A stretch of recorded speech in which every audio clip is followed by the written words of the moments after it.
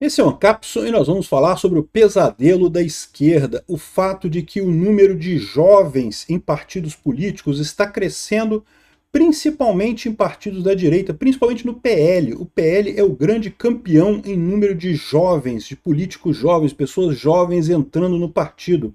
A esquerda só perde jovens. O PSOL consegue aumentar um pouquinho, mas aumenta muito pouquinho.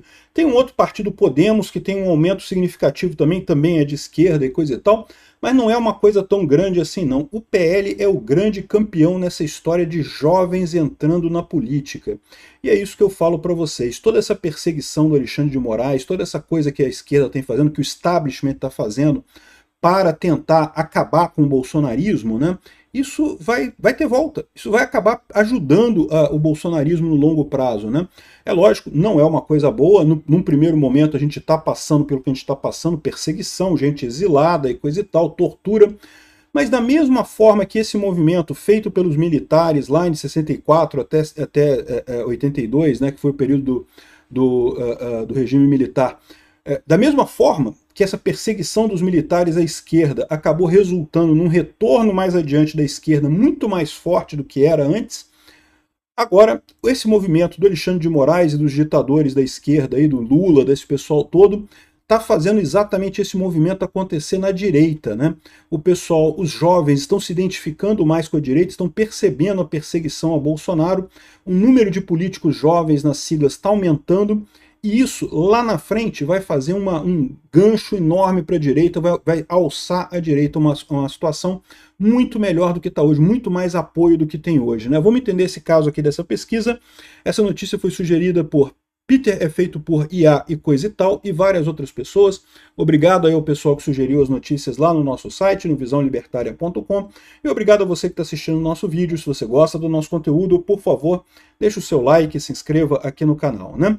Pois bem, essa pesquisa aqui é específica de Florianópolis, né, de Santa Catarina. Em Santa Catarina você tem esse coisa, mas esse movimento que tem aqui exemplificado por Santa Catarina, de fato, está acontecendo no Brasil todo. É o que eu falo para vocês, a esquerda não conquista mais corações e mentes das pessoas. Ah, ela pode ganhar a eleição? Pode ganhar a eleição, meu amigo. Tem um monte de mecanismos aí para dar um jeito, pode comprar voto, pode comprar mesário, pode fazer um monte de truquezinhos para ganhar a eleição, pode investir maciçamente em propaganda na Rede Globo para forçar uma vitória numa eleição como aconteceu em 2022, ok, a esquerda ainda tem esse poder, eles têm um poder institucional muito grande ainda, né? Justamente porque ficaram décadas e décadas no poder aqui no Brasil, basicamente depois do fim. Eu conto, na verdade, desde a inauguração do Brasil, aqui desde o início do Brasil, estamos na esquerda aqui, porque Dom Pedro II era meio de esquerda, o cara era progressista pra caramba. Aí veio a revolta dos militares, militares é tudo de esquerda, não tem essa, né? Golpe de 64, golpe de centro-esquerda, né? Tudo bem que foi um golpe para evitar a extrema esquerda no Brasil, mas quem ganhou foi a centro-esquerda. É só você ver as políticas dos militares, é tudo de centro-esquerda. Então, no final das contas, esse pessoal todo, o Brasil está na esquerda esse tempo todo, desde o início, né? Então eles têm uma força institucional muito grande. É aquele negócio, você pegar a família do Flávio Dino, a família do Flávio Dino vem da época do imperador Pedro II. É a mesma coisa, meu amigo. A aristocracia socialista brasileira é a mesma que está aí já há muito tempo aqui no Brasil, né? E o que acontece? Quando teve a ditadura militar aqui, houve uma perseguição à extrema esquerda aqui no Brasil, né?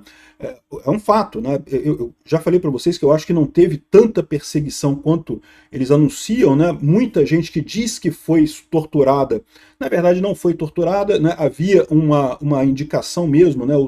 Os grupos esquerdistas aqui no Brasil falavam, se você for pego pela polícia, diz que foi torturado. Não, saiu da polícia, fui torturado, e pau de arara, e não sei o que lá.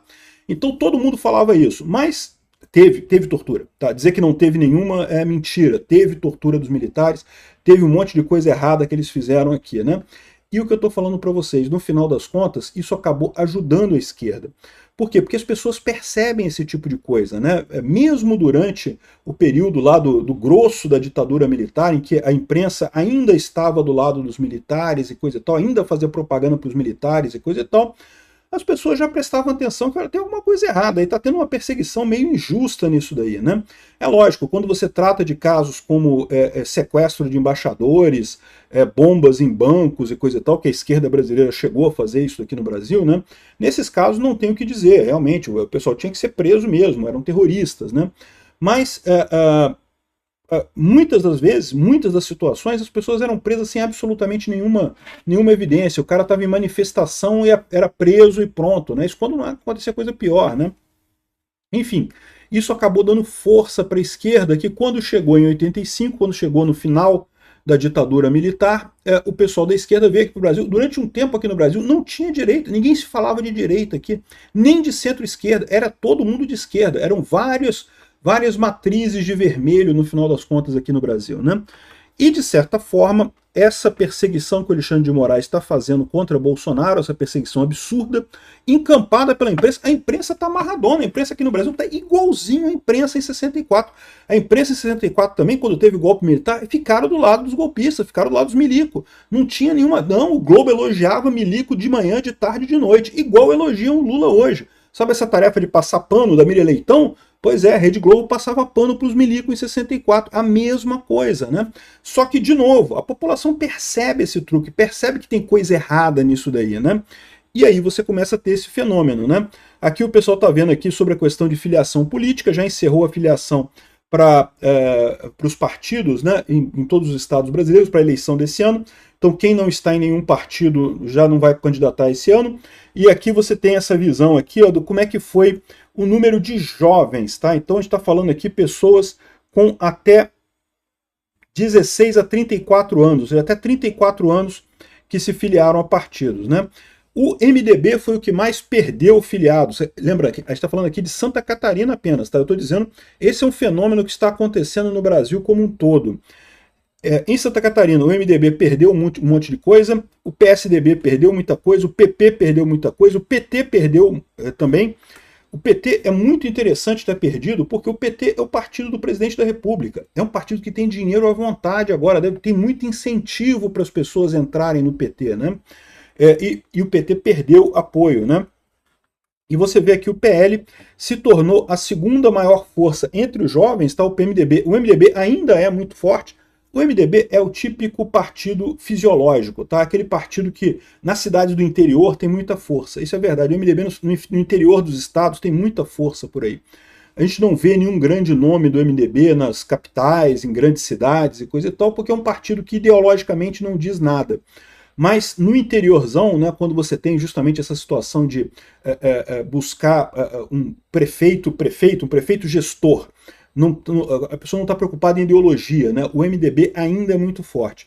Então diminuiu muito o número de quadros aqui, mas ainda é o maior no MDB. Em segundo agora vem o PL, passou um monte de gente, passou o PP, passou o PSDB. Essa figura tem acontecido no resto do país também, né? O Novo cresceu um pouquinho também, o PSOL também cresceu um pouquinho, mas cresceram pouca coisa por lá.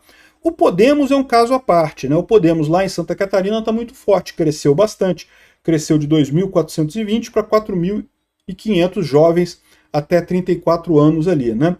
Isso provavelmente é devido a políticos ali dessa legenda que tem alguma afinidade por lá. Mas o ponto central é esse, é o que eu falo para vocês. Essa perseguição toda vai acabar gerando lá na frente uma força muito grande para a direita. Esse pessoal está achando que está abafando. Não porque temos que acabar com a extrema-direita e não sei o que lá. Não param para ouvir os argumentos da direita, né? Os argumentos não tem nada de extremo, não tem nada de fascismo, nada de nazismo, nada de nada. São argumentos razoáveis e as pessoas deviam parar e ouvir esses argumentos, né? E prestar atenção e tratar como coisa razoável.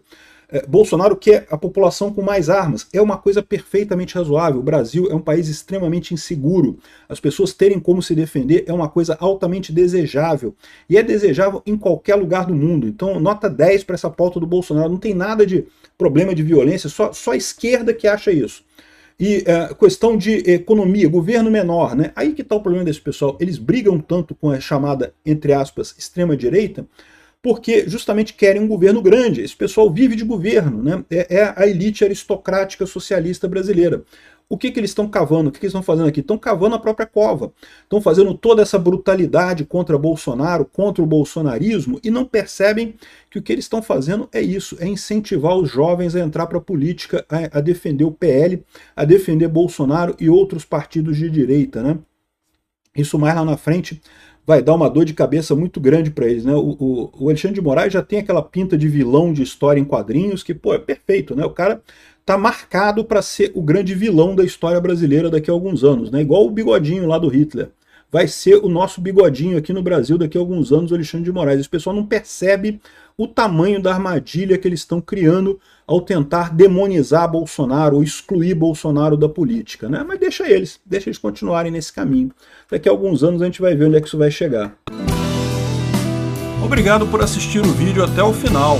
Além de curtir, compartilhar e se inscrever no canal, considere se tornar patrocinador com valores a partir de R$ 1,99. Clique no botão Seja Membro abaixo para saber as condições e vantagens de patrocinar o canal. Mais informações sobre o nosso projeto, visite nossos sites indicados na tela.